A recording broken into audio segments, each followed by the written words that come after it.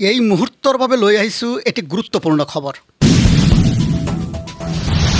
এটি মৰ্মান্তিক ঘটনাই জোকাৰি গ'ল সমগ্ৰ ৰঙামাটি অঞ্চল। এগৰাকী মৰম লগা শিশু পানীত পৰি অকালতে মৃত্যুক সাৱটি ল'ব লগা বিষয়টো মৰ্মাহত কৰি তুলিছে সকলোকে।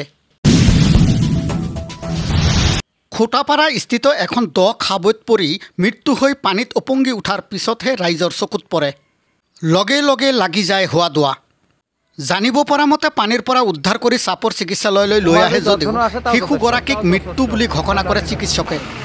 মৃত শিশুগৰাকী ৰঙামাটিৰ হলদিবাৰী নিবাসী মইদুল ইছলামৰ 13 বছৰীয়া পুত্ৰ ৱাস্কৰণী বুলি জানিব পৰা গৈছে।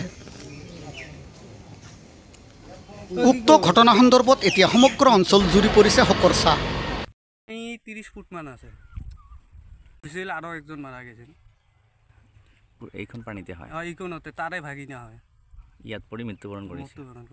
চেষ্টা কৰি দিলে হ'ল আৰু মানে তাতে আৰু পিছত আৰু এনেকুৱা নহয়। ল'ৰা আজি পানীত পৰি ইয়াতে মৰিছে। এই ঠাইখনৰ নাম কি? বুলি কয়। ল'ৰাজনৰ নাম কি আছিল? ৱাস্কৰণী আছিল।